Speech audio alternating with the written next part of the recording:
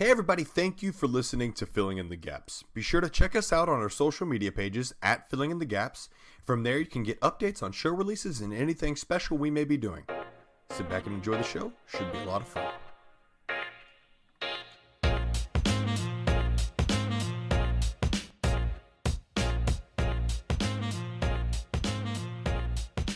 And welcome out, everybody, to episode 5 of Filling in the Gaps. Glad you guys are listening in. I know me and Cam have been looking forward all week to recording it. Seriously, this is probably one of the highlights of my week, is sitting down, getting to brainstorm with you guys. For those of you who are new, welcome. Filling in the Gaps is a weekly podcast where myself and my good friend from Texas, Cameron, take about an hour. Howdy, y'all. Howdy, y'all. He does sound like that, so get ready for it. The whole entire podcast, he's sticking with that accent. Promise. Yeehaw, everybody. Hey, I'm from Texas. How's it going? That's not even an actual Texas accent. I don't even know what that was. That's Texas if you get like kicked by a horse or something. Yeah, in the face.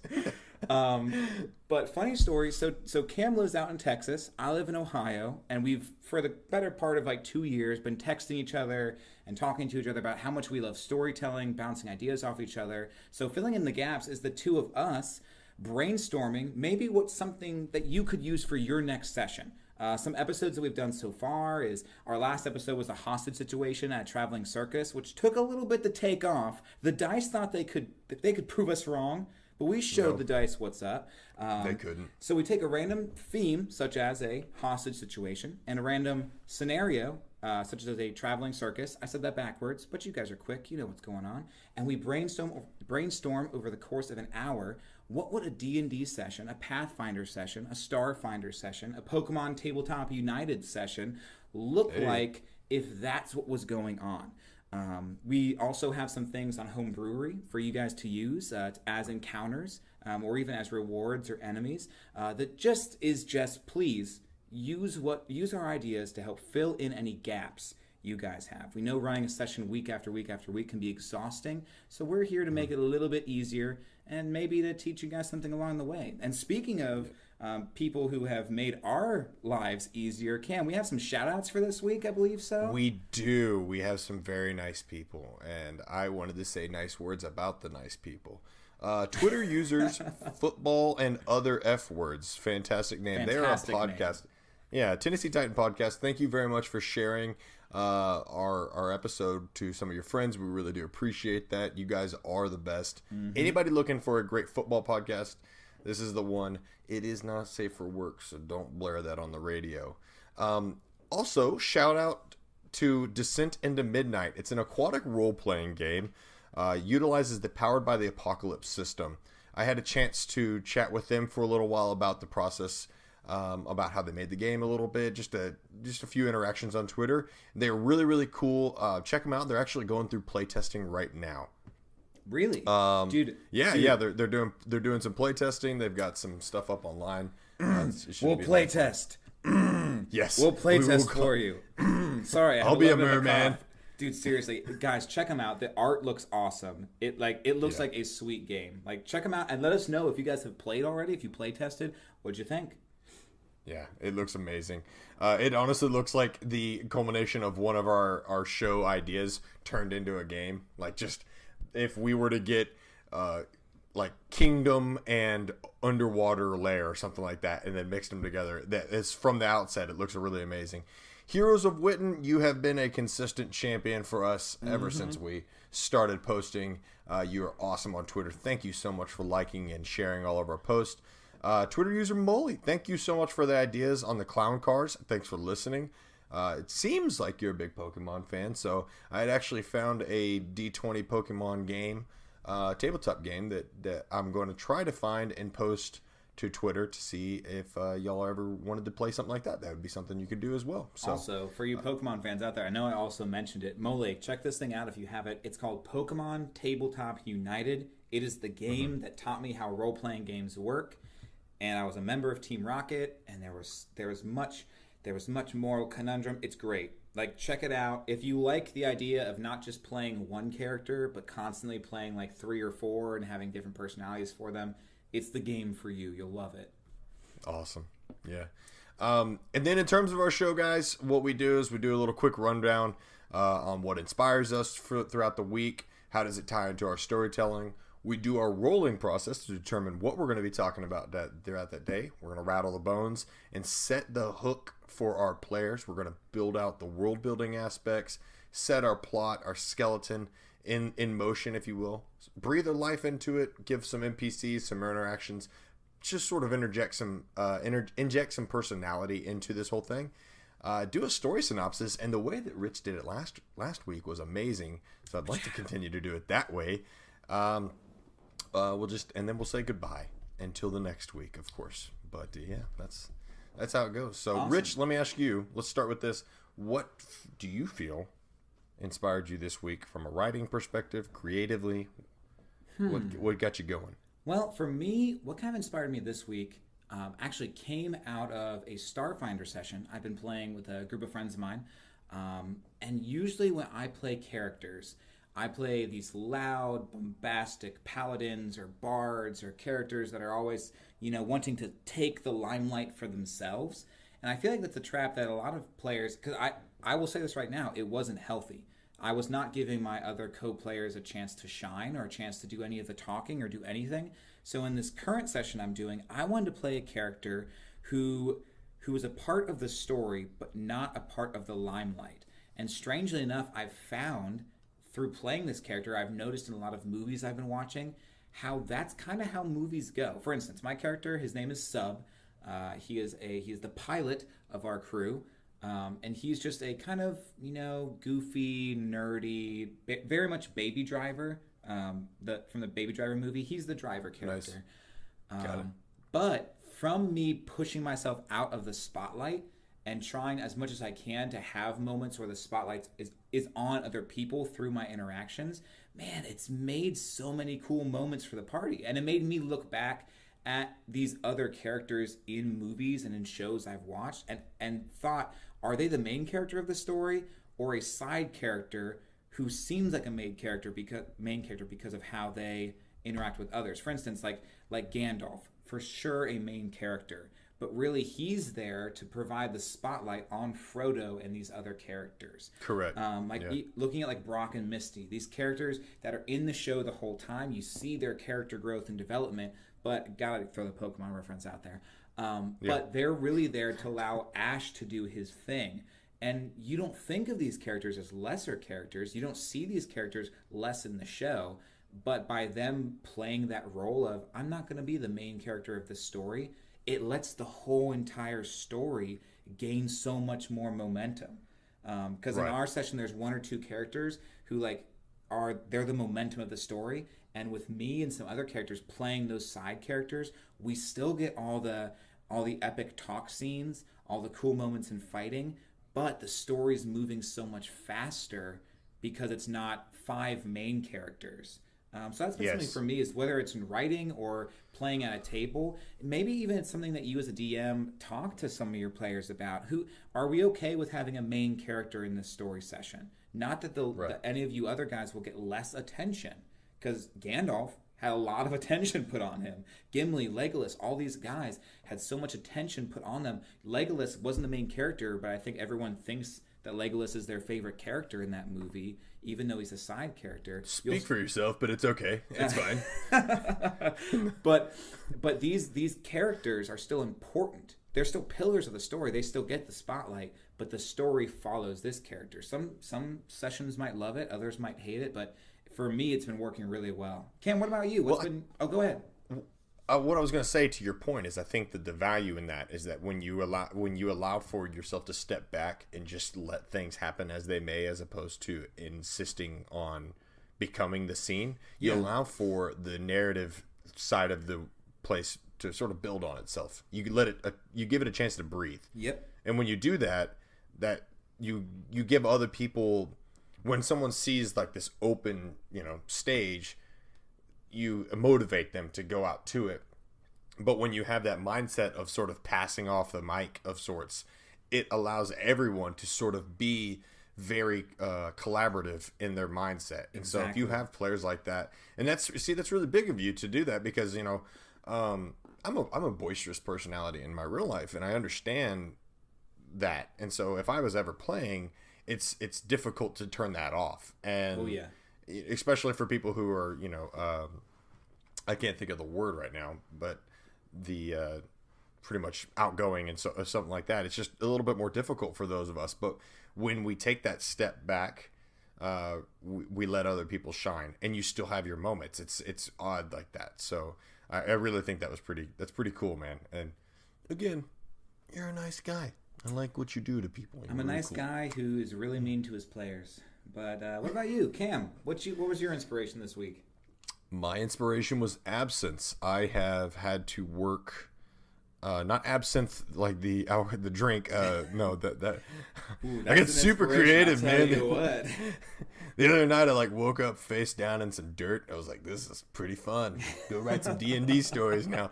No, absence. So I actually shifted to nights in terms of working, and that sort of messed up my schedule in terms of everybody. So I felt very isolated and absent from everything. But this gave me an opportunity to just, my mind was just running and running and running. And what I started to realize was some of the most creative moments I've ever had are in those moments of isolation where I've sort of separated myself off from everything, and I just truly let my mind start bouncing around the room. It goes insane. And so in a good way. And so absence for me meant that, but it also meant in terms of how we present non-player characters to our characters. Look, we can definitely have characters that we really like in our stories, but when we make them absent for a time and let them reappear, you'll see this as a recurring theme, but reappearances create a much more lasting impression on your players as opposed to a consistent NPC at all times.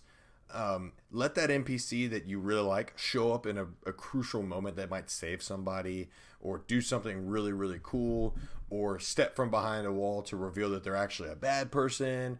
But absence creates those moments. And so always remember, as much as we love and as much time as we spend on these NPCs, pull them away from them so that absence makes the heart grow fonder. So that's really what inspired me this week. Yeah. Actually, if I can hop off that too, I was on Reddit the other day. We're pretty active in the our D&D and our Dungeons and Dragons subreddits. And I saw a post that had to deal with absence and had to deal with not NPCs and bringing them back, that I personally wanted to apologize a little bit if you guys have gotten this from me. The idea that every NPC that a character gets connected to, you should kill. I don't know if you saw this post, Cam. I read it. It was more of a rant. I wish I could know the player's name, because this guy, he made a good point. I think there's been a few sessions where I've been big on the idea of if your characters are connected to somebody, then kill them. And I've told stories like that because you're going to get emotional attachment from that, and you're going to make these characters feel awesome. But I maybe have learned that maybe from Cam, who is the nice DM of this group, and I'm the mean DM. I'm good cop. I'm good cop DM. And I'm bad cop DM. That not every NPC your player gets attached to should be murderized or somehow killed off. How sometimes you need to have those characters, like Cam's saying, who show up and aren't captured by the big bad or anything like that. Now, am I still going to have that happen? You know it. But I don't want my characters to ever get to the point where they're so used to me killing off NPCs they get close to that they expect it, so they stop liking NPCs. I wouldn't want that to happen. That's what that Reddit. Yeah, you're creating jaded people. Exactly. You're literally sitting your players down in the cell and going, what dexterity modifier did you use on July 27th? If you don't tell me, I swear to God. And I'm gonna go, whoa, Rich, it's okay. Yep. Hey, man, here's a sweet NPC. They're gonna be your best friend. You can put them in your pocket. Yep. And I'm gonna be and I'm gonna pickpocket it out of there so quick. So I'm sorry if you've gotten that from me, guys. Don't do that. Do it sometimes, not too much. Balance in all things. But truthfully, it comes down to balance, and that's exactly what it is. So that's all it is. And so if your guys are a little bitty anarchist or something like that, then if you want to get them in line by killing some people they like, that's perfectly fine. But at the same time, reward them with long-term relationships, because those relationships can grow, and if you let them grow for a long period of time and then do it, the impact is so much more. See, I'm evil on the inside. You're the long evil. I'm the temporary evil. Yeah. Oh, I do have one more thing though. I forgot to ask. Though. Okay. One specific question. Rich, shall we roll? Oh, Cam, I have been waiting all week for you to say that. Let's do it. So this week I am rolling for the scenarios, the what's going on, and you're rolling for teams? The teams. The teams. All right. Temes. Okay. There we go. Let's go ahead. Ooh, a 17 for me. Oh, baby. Our scenario's a good one. What do we got? I rolled a critical failure. It's a battle out of hell in the West, boys. Dude. Hell yeah. This is gonna be fun.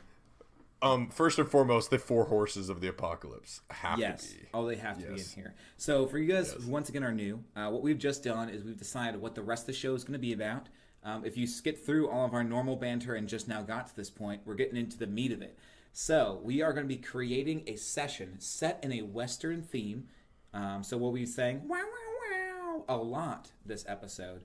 Wow. And what's happening is we are going to battle out of hell, which I love that theme because there's so much you can do with that. Whether it's a low level, this could be like a cool low level session where you're starting a campaign that's based around these demons, or it could be a cool like smaller arc for like higher level players where they've just got to deal with this.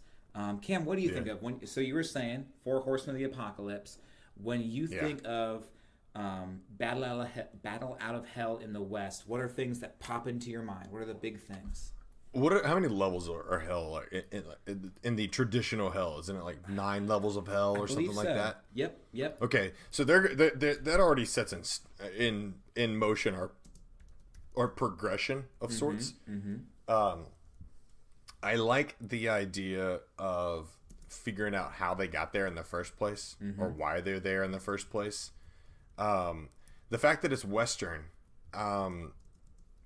Could it be like, this is a little crazy to me, but hell is it's almost like hell on earth in a way, where it's the West but it's hell themed, and that I know that's weird, but it's like, and so like everything's red dirt and everything is like cactuses are just black twigs that are sharp bloody horns are coming out of and stuff like that. Dude, going off this idea, you could even go through like, because there's in the D&D Dungeon Master's Guide, I believe it goes through D&D. I believe its ecology is set on like, it's called like the wheel, the cosmic wheel, and there's all these different overlays and portals for how you get from the Shadowfell to the Feywild to the mortal realm to the material plane to the ethereal plane.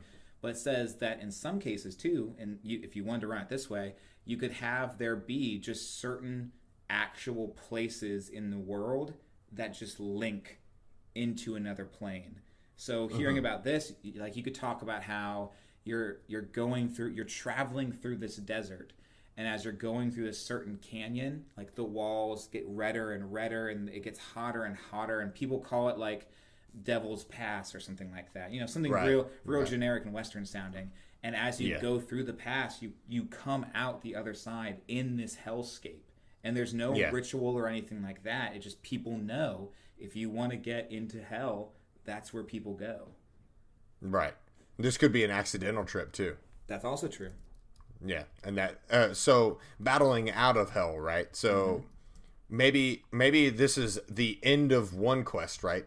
They've been sent to go there to go collect something.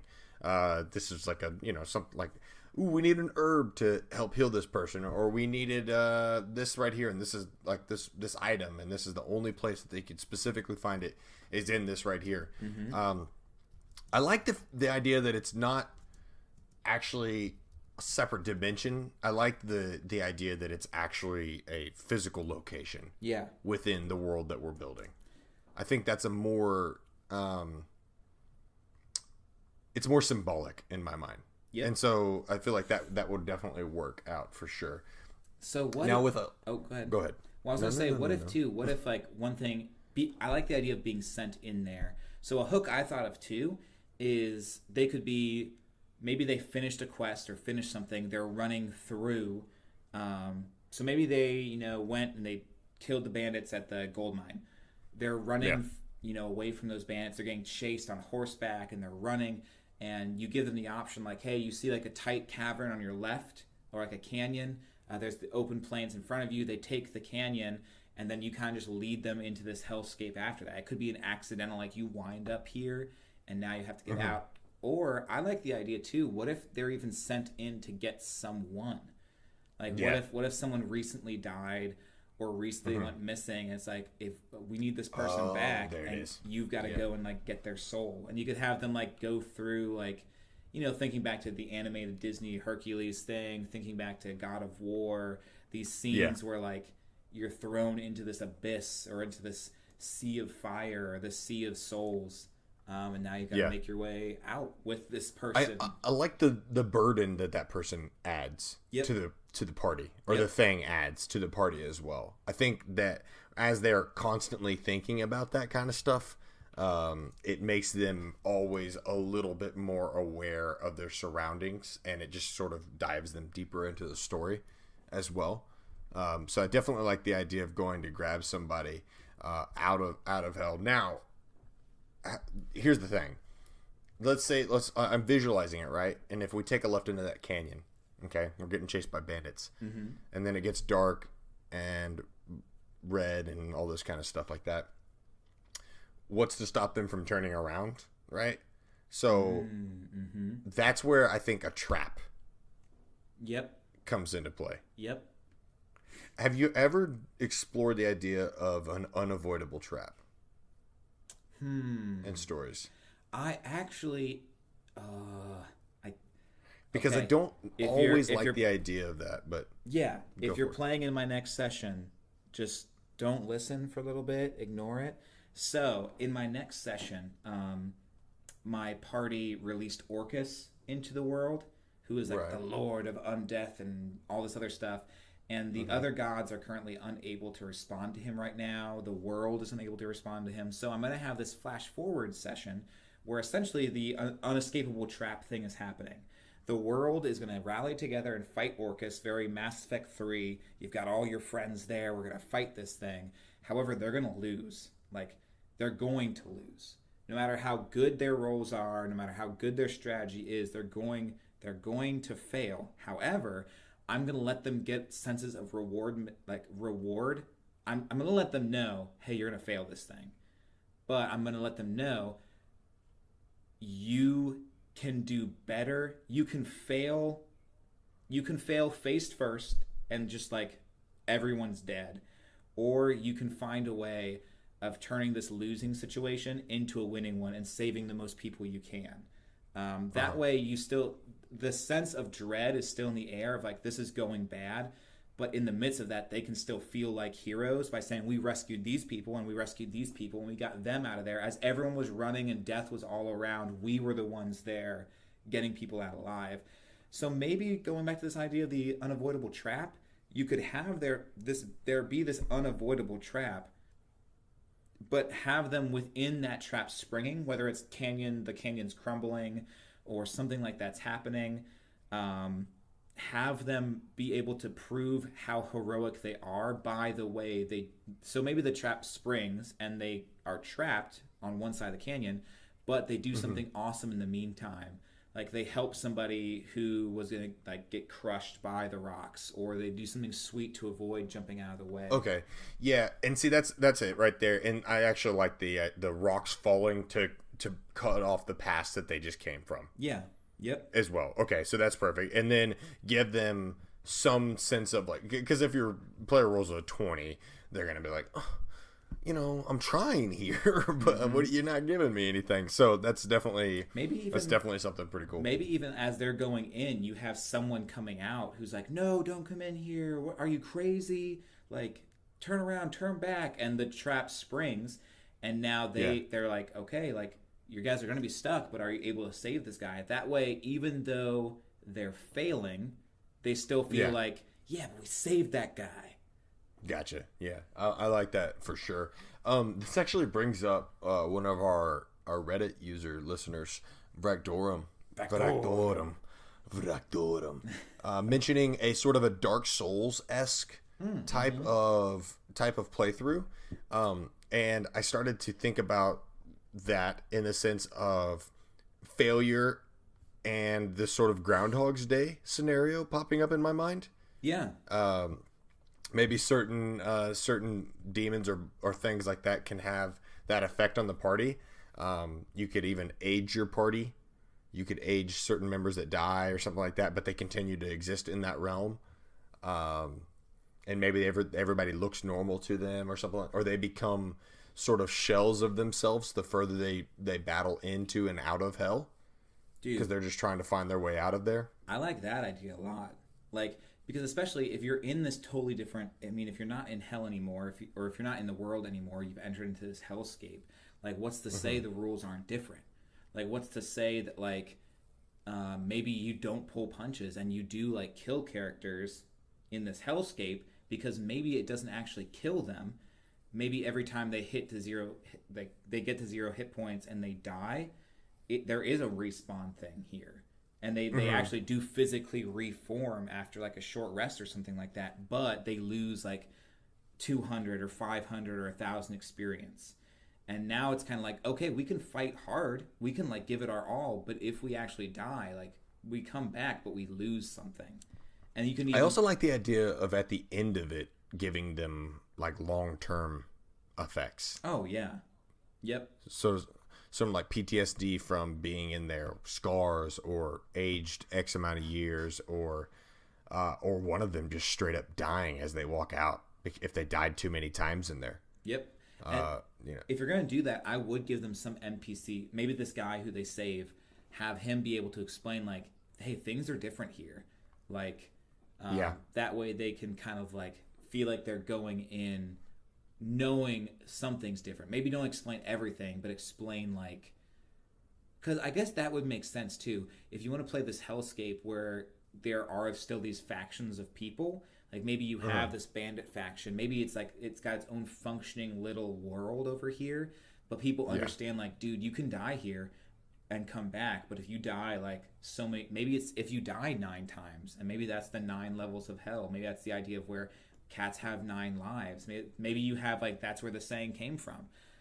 Is this idea that if you die 9 times in this hellscape, then like you are like done, like you exist no more.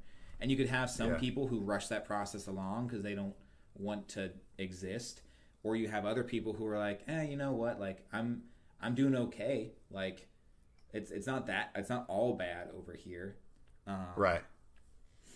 Yeah, and so there's this living and breathing Western devil world, or demonic world. I like the idea of sort of the narrator, this NPC that comes and goes, sort of like the wind. I would almost call him like the drifter of sorts, and he'll like light up a cigarette and be like, "Oh, if you're doing a Western setting, you better." Yeah, and Bill, I see you boys made it out here to hell. And they like flick the cigarette, and then he can tell them about what you just said, you know, about how things work around here. And then after each sort of bullet point of the story, he shows back up again, sort of leading them the way, you know, sort of like the eyes and ears of the West of sorts. Yeah, giving him that next little piece of information. The best thing too with that is if you're going off like an ecology of the hells based on, which I guess you could do 2 very different. There's the Abyss, which I believe, I'm sorry, quote, if I'm wrong, other D&D fans out there, I don't have my player handbook with me today, I forgot it. But I believe there's the plains of hell, which I believe is where the devils exist. The devils are lawful. They are the ones who have rules and structure. Then there is the abyss, which I believe is where the demons are. And the demons are just like chaotic. There's still like a structure of like, I'm bigger and stronger than you are, but they're just all about like just killing things. Could we? This sounds crazy. Could we pit devils versus demons? That's actually what they do. So here's Is that really what they do? yeah. Okay, Here's a fun fact. Excuse me, everybody. I'm not. I don't know as much. That's fine, but I think that's why this is actually awesome. But so the demons came first, and the demons were just this chaotic force spreading through the universe. So I believe how it worked is the gods made devil kind to combat demon kind. So that their areas overlap, but devils kill demons, and likewise, like they constantly. It's not that they're one's good and one's evil. It's one's lawful and one's chaotic, and that's why they fight. And see, this is where I like the idea of like the chaotic bandit demons and the lawful martial devils. They're equally evil, right? They're evil, but in like based off of everyone's perception around that area, they're perfectly fine. Like when everyone's evil, no one's evil. You know what I mean? And so there could be like a sort of an ongoing war or battle between them that these guys have to sort of fight themselves through. Now, is interaction with devils and demons, what is that like in terms of interacting with them? Do they speak like humans? Are they only beast, or what is it? They do. So they would speak common. I think most of them would. If you wanted to, there is abyssal, which is its own specific language. Like that, I guess, would be like demonic speech, which I feel like a lot of players pick that one when they create characters in D&D. They're like, ooh, I get to pick a language. Ooh, what's abyssal? That sounds sweet. So having like that there could be where that, that edgelordy character was like, yes, like that's so cool. I finally get this. Also, I have looked it up. It is the 9 hells, which is where the demons live, and then there are the layers of the abyss, which is where devils live in the 9 hells. The devils live in Hevel, and then the layers of the abyss is where demon kind lives. I gotcha. But I like this idea too of there being devils who aren't necessarily just going around and killing all of these souls who are there. They're probably putting some of these souls into positions of power and letting some of these souls do their own thing.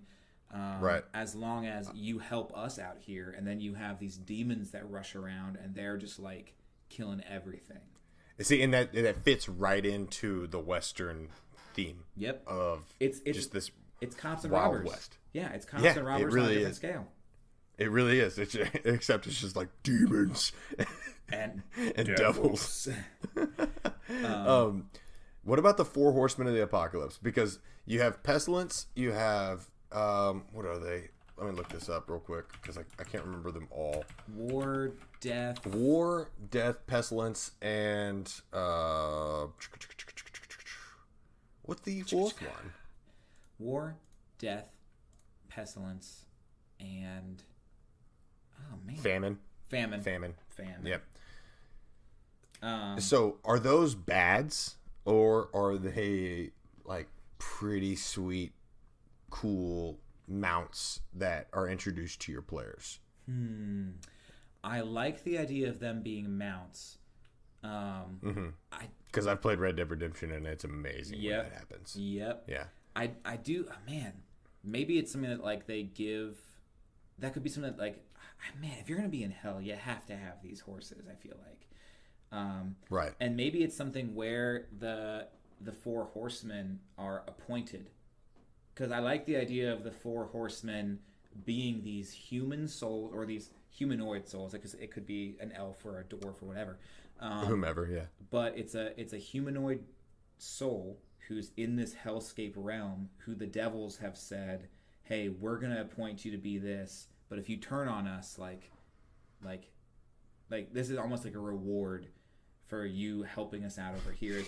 Your reward is not being here anymore and getting this stuff, essentially, but you've got to help us to get out of here. Yep. Okay, cool. So then we could, and I'm sort of playing with a little bit of stuff here, but the devils, could we make them, because you've got your marshal, right? Like he's sort of like your straight and narrow, but could we have sort of some lower level devils or even just other demonic types of creatures that help the devils that are like his bailiffs and stuff like that. Oh, maybe for not sure. as smart or something, to introduce some humor into the game as well. Oh yeah, like of course, like there are all sorts of devils in D&D. This is, man, the one day I even knew today that we're gonna. I had a feeling we were gonna go over something where it'd be useful to have in my book. But in the devils, so here's other types of devils, like to give you some ideas. There are imps. So imps are your classic, like they would be like Little guys. your deputies who like are just like, oh, well, you're not very smart, but you're here to get shot. So there's small, weak devils with bat-like wings and venomous, scorpion-like tails. You've got hellcats, hell wasps, chain devils. I like the idea of a chain devil. Yeah. I like the idea of a chain devil being your marshal. Don't look up Hellcats on Google. I just want to let you know that right now. But chain devils have these chains attached to themselves, which they can help, like they can control. They're a pretty decent challenge rating. I like the idea of them being marshals because they can like lasso these people up with these chains. Oh yes, that's so cool. That's such a cool idea. Yeah. Then you've got fimbral devils, which are like icy devils. They're like, whereas you think of a devil as being very fiery, they're like the opposite of that. Seared devils, which they appear horribly burned. Tar devils, succubuses, and then of course archdevils and different things like that. You also have some Western horror creatures that could work with this as well. Really? Like the chupacabra. Chupacabra. That's one of them. You could have like Bigfoot. You could start doing some sort of Wild West style animals that that aren't really common maybe in D&D, but you could create something that could sort of fall on the Wendigos, flesh eating demons of sorts. Whoa, what? Have you never heard of a Wendigo? No. It's here it is. The story of the Wendigo comes from Native American folklore, is linked with cannibalism. The creature, which tends to be found in northern Minnesota and Canadian forest, is typically described as 15 feet tall, man beast with large eyes and claws, an emaciated frame, and an insatiable appetite for human flesh. Many Native Americans and white settlers spoke of the Wendigo, blaming it when friends and families went into the forest and mysteriously disappeared. It was essentially a human that ate human flesh, and they transformed. As they became sick and stuff like that. That's one of the many different ways about it. But it's a cannibalistic spirit, like almost like possesses people. Wendigos are incredible, scary types of things. So that could be one. No, that'd be sweet, especially because like that's kind of like maybe after you die so many times, like your 7th or 8th or 9th time, or maybe whereas the devils create these horsemen who help them out, maybe there are also these demons who are like, hey, just join us on the crazy side, and that's where these Wendigos come from. Yeah. So here's, as we talk about the hook to get the players into hell, now we talk about the hook to get them out of hell, right? Yes. Because we got to battle ourselves out of hell. So what kind of scenarios could you present your players with? Let's say from the marshal, the mission giver is this marshal devil. What kind of things could you tell? Could he just set up like a standardized mission? Essentially, you could just reskin any type of mission in this Western theme, and then this is their way of battling it out. Or where can we sort of emphasize the idea of battling and really going toe to toe? Okay, so how do we battle out of hell? How do we get out? Okay, so I ran this idea in another session of mine. It was set in like a desert world. A lot of undeath was around the desert. It was actually Orcus which is a demon, so that works out, had actually trapped a lot of zombies in the desert during a siege of his trying to take this town. The zombies, who are weak to sunlight, these skeletons as well, who have disadvantage attacking in sunlight, as they're making their way through the desert, get hit by a sandstorm, just get trapped and trip in the sand. So there's this idea of this thing in my world called the Wailing Sea. The Wailing Sea is this long stretch of desert, and as you make your way across it, you have these like zombies that are just like sitting in the sand, like constantly looking up, moaning. Occasionally, like someone who's walking through the desert might get grabbed at the ankle or like pulled down under the sand. But there's this constant moaning going on as you're going through the quote-unquote Wailing Sea. What if, since the way that they came into hell is blocked, that canyon, what if the only other way out in this scenario is this through the Whalings? Yeah, and it's this long stretch of desert that like people just don't survive. So the souls get trapped out there, and as time goes on, they turn into these zombies. So it's almost like if you can make your way out, you're welcome to, but good luck actually trying to get out. Got it. And so maybe then you could introduce characters that could say like, I hear that you're trying to get out of the Wailing Sea or getting out through the Wailing Sea. Mm-hmm. Here are some things that you need to do, but the way to get these, or here's some things that you may need. But to get those things, what you're going to need to do is help me. Ooh, I like that. Yep, and go ahead. Yeah. Well, I was just thinking you could just do your common Western tropes like your minecart rides or your train episodes. What do you know, dude? Hey. Bone train with like a giant skull in the front, yes, blowing smoke out of the eyes. Yeah, yes, that's 100%. What's up? It's a hell train. Dude, oh, that's awesome. Sick. Well, that's just, it sets us up easily. It makes it to where we can simply give our players an easy set of missions or things to do to accomplish certain goals, so that they have the tools necessary, and then we can sort of present them those obstacles when they go through the Wailing Sea. Yep. And then if they were able to accomplish those things, they easily overcome those obstacles and make it their way out. And they introduce those goals as soon as you get into the world almost. You could have that NPC say that they rescue in the canyon. Say, well, that was our only way out of here. Well, there is one other way. I can introduce you to someone who, can help you get out, but it's not going to be easy. And then every step along the way, the overarching goal is escape, battle out of the Wailing Sea. You would even have some demon encounters and stuff like that in the Wailing Sea. But all along the way, it's, okay, I have to gather this thing. I have to gather this thing. I have to get these goggles so that, I don't get blinded. I have to maybe even get certain horses that can ride through. I think, like you were saying, that's the perfect structure for that entire arc. Yeah, absolutely. Now this makes me happy because there was a moment there where I didn't know where our structure was throughout the whole thing, but now that we have our beginning, middle, and end, boom, it makes it so much easier. Now it's there. And that's sort of a lesson learned in terms of story creation, because not every single time it's going to be easy. But once we create, like we've always done, created our end and had our beginning, we've been able to way to fill in the gap, in that sense. I know it's so cliche for me to say that, but that's how it is. Yeah.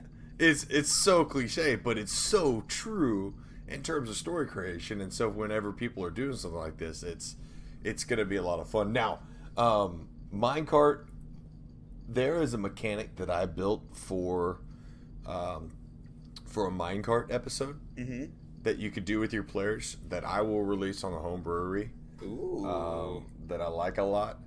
That does bonuses to, so there's like 3 different tracks essentially.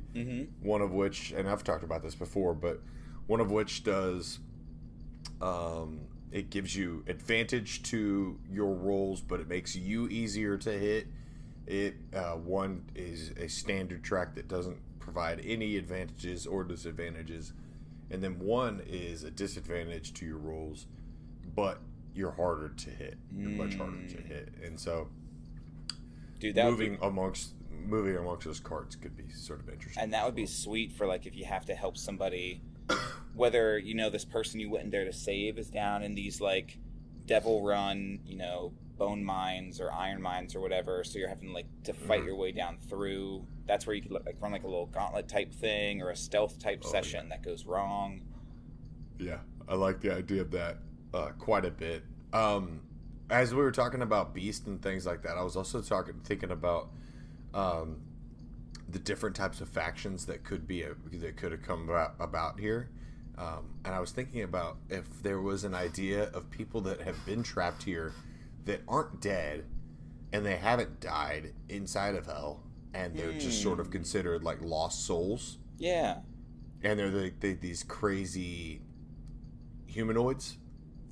You know, just a bunch of different people who have been just stuck for years and years and years at a time, and there's no way that they've ever been able to make it out. Either A, they never heard about the Wailing Sea, or B, or yada yada yada. So this could present your players with sort of a moral conundrum of, do we help these people interject themselves back into the real world? If we do, are they even capable of living in the real world anymore? That's also true. And maybe that's a dice roll. Maybe that's something that you as a DM figure out for your, because that could be something cool to rescue some of these people if you can, or bring some of these people back, and then it's the toss up from there. Do they integrate well back into the town? Do they not? Is there a session later on, like a one shot that has to deal with them being in the city? It's pretty awesome. So this isn't so much there's not really necessarily a big bad, which is interesting to this story. Yeah, the big bad's just kind of like escaping from this scenario, which I think can be cool, especially with I haven't played it myself, but I know the newest Tomb of Horrors expansion for Dungeons and Dragons had a mechanic where, as time went on, there was this constant curse that was just ticking away at you. So maybe to add that pressure to escaping, having something where, you know, as time goes on, it just zaps away at your soul, or if you remain here, maybe you can only escape. And I know this goes against what we just said, but maybe you only have so much time to actually escape. If you're on this rescue mission, maybe it's not so much that you are going to not be able to escape, but this guy's been in here for so long that you could even say, like, you have this many days to get out, or you have, you know, a week and a half, and then just keep track of those in-game days. When they take a long rest or a short rest, be like, okay, but if you take a long rest here, that's going to be half of a day, which means you have that much less time. So it's like currency. It's like currency for your players. Yep. Okay, I like the idea of that a lot, actually. I think that's a really, really good idea to go with. Because, again, it's all about how do we create pressure on our players. Exactly. How do we create some sense of, you gotta go. Like, you can't just, like, kick your shoes off and, like, put your feet in the sand and start drinking some ale at the local tavern and be like, yeah, this place is fine. Yeah, this place isn't that bad. Awesome. I could stay here. Sweet little nice little hell vacation. Yeah. Really enjoyed this place. But I will say, I think that's the thing that could go wrong with a session like this, and I've seen go wrong with sessions of mine like this, is not enough pressure on the party to actually move forward, so they drag their feet, and then you as a DM are like, don't you understand? Like, this is hell. You don't want to be here. And they're like, well, I haven't seen any evidence that I shouldn't be here. Like, right. So I think even a simple little, like, I'm trying to think how you would do that, how you would stress that. It's super simple, actually. It's like if you stay here too long, you're here forever. Yeah, and even that alone would be, you have them walk into a town full of people, and they're like, oh, there's tons of people here, and then you can just, like, you hear them talk, and you see the way they walk, and they kind of have lost that hope, and then you have someone express to them, like, these are the souls that are now trapped here, like, forever. They can't escape. But you still have. And these weren't even people that died or anything. You know, that's the horror behind it that can be presented to the players. You could, and once again, if this is a rescue mission, where you're, like, fighting in, and then you're battling your way out, trying to keep this person alive that you're here to save. You could even have another party that's looking for him be there. Actually, no, it wouldn't make sense for there to be another party there looking for him, and they're trapped there, but this guy isn't. But maybe you make that work with, like, a special item, or there's a one-use thing that you can get one person out. So it's either. And remember, our hook was the trapping of the players, anyways. You know, True. I mean, obviously, the items and stuff like that provide the incentive. And the risk reward factor there is too good in my mind too, because it's like now you've presented them, hey, you could stay here and try to find this item, but remember, you've only got X amount of time, and yeah, that item might be super valuable to you, but if is you it get worth stuck, your you're time? stuck. Yep. Yeah, Yep. I like exactly. So, you want to do a story synopsis right quick? that. Okay. Yes. Okay. Am I doing this one? Are you doing this one? I feel like I could probably do this one. Ooh, Considering the it's West a Western. is your thing. Yep. Yeah, Yep. it's a Western, and I'm from Texas, so I have to like sort of. You have to, any listeners out there who are listening from Texas, you let Cam know if he's not doing a good job at doing a cowboy thing. Don't do that. Just kidding. One thing about the Cowboys I need to teach you is they play D&D on the range all the time. Really? I mean, that would make a lot of sense. Yeah, they definitely did. That D20 on the range, when you're just watching cattle all day, you got to do something. You got to do something. And so they would literally play. No, I don't know if they actually did that. Highly doubt it, actually.